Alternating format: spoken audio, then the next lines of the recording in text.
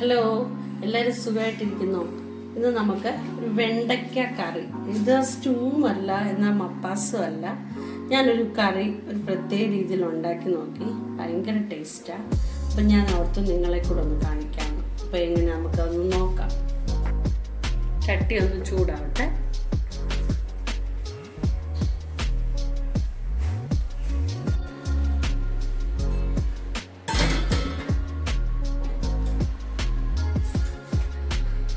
ചട്ടി ചൂടായിട്ടുണ്ട്. ഇനി നമുക്ക് അതിനകത്തോട്ട് സവോള എടുത്ത് വഴറ്റിയെടുക്കാം.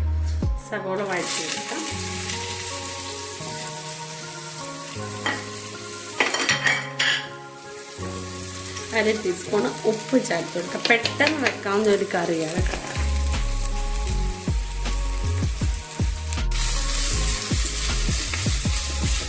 നമ്മൾ കറി വെക്കാൻ തുടങ്ങുന്നതിന് മുമ്പേ ഉണ്ടല്ലോ, ഇതിൻ്റെ എല്ലാ സാധനങ്ങളും ഒന്ന് സെറ്റ് ചെയ്ത് വെച്ചാൽ പിന്നെ പെട്ടെന്നൊരു കറിയാണ്.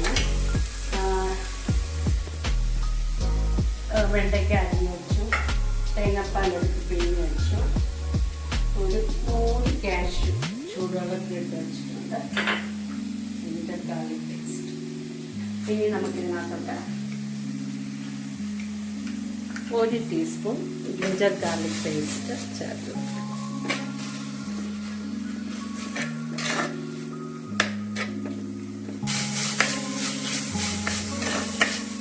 ഒരു 4 മിനിറ്റോളം നന്നായിട്ട് വഴറ്റി 1 ടീസ്പൂൺ പെരുംജീരകം ചേർത്തു. പൊടിച്ചതല്ല, മുഴുവനായിട്ടുള്ള പെരുംജീരകം. മല്ലി ഞാൻ വീട്ടിൽ തന്നെ പൊടിച്ചെടുത്താവുണ്ടായി കേട്ടോ. 2 ടീസ്പൂൺ മല്ലിപ്പൊടിയും കൂടെ ചേർത്തു. ഇനി നമുക്കിതൊന്ന് ഞാൻ ഓഫ് ചെയ്തേക്കുക. എന്നാലും ഒന്ന് ഇളക്കി കൊടുത്തോണം. ഒരു അര ടീസ്പൂൺ മഞ്ഞൾപ്പൊടിയും കൂടെ ചേർക്കാം.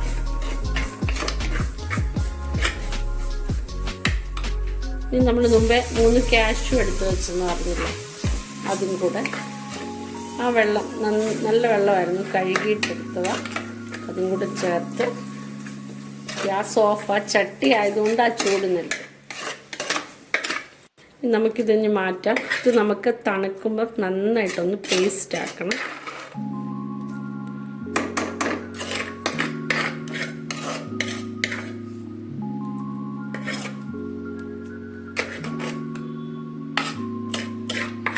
ചട്ടിക്കകത്ത് വെക്കാമെങ്കിൽ ഉണ്ടല്ലോ ഒരു പ്രത്യേക രുചി, അത് പറഞ്ഞറിയിക്കാൻ പറ്റത്തില്ല കേട്ടോ. അതേ ചട്ടിക്കകത്തോട്ട് നമുക്ക് വെണ്ടയ്ക്ക ഒന്ന് വഴറ്റിയെടുക്കാം.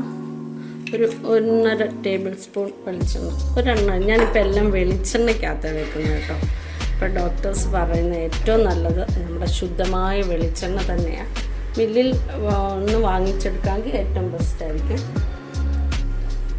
ഇനി വെണ്ടയ്ക്കായി പച്ചമുളക് നല്ലതായിട്ട് ആ വെണ്ടയ്ക്കയുടെ ആ പച്ചയൊക്കെ മാറി ആ വഴുവഴുപ്പൊക്കെ ഒന്ന് മാറി വരട്ടെ. കറിവേപ്പില കൂടെ ചേർത്ത് കൊടുക്കാം.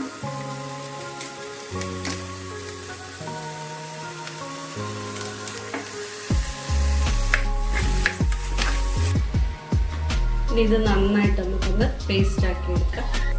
നന്നായിട്ട് പേസ്റ്റ് ആക്കിയിട്ടുണ്ട്. നമുക്ക് വെണ്ടയ്ക്കകത്തോട്ട് ചേർത്ത് കൊടുക്കാം. നല്ല രുചിയാണ് കേട്ടോ. ഞാൻ ചുമ്മാ ഇങ്ങനെ ഒന്ന് വെച്ച് നോക്കിയതാ. വെണ്ടയ്ക്ക കറി ഇഷ്ടമില്ലാത്ത കുഞ്ഞുങ്ങൾക്ക് പോലും ഈ കറി ഇഷ്ടപ്പെടും. കുറച്ച് വെള്ളം ചേർത്ത് കൊടുക്കണം.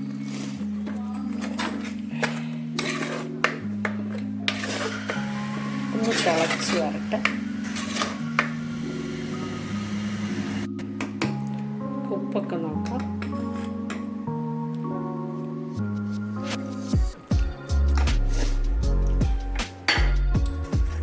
സ്വല്പം 1/4 ടീസ്പൂൺ കൂടെ ചേർത്ത് കൊടുക്കാം.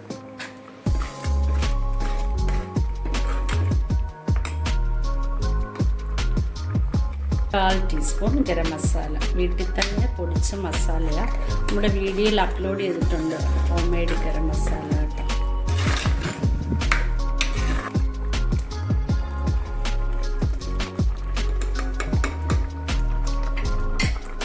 കറി നന്നായിട്ട് വറ്റിയിട്ടുണ്ട്.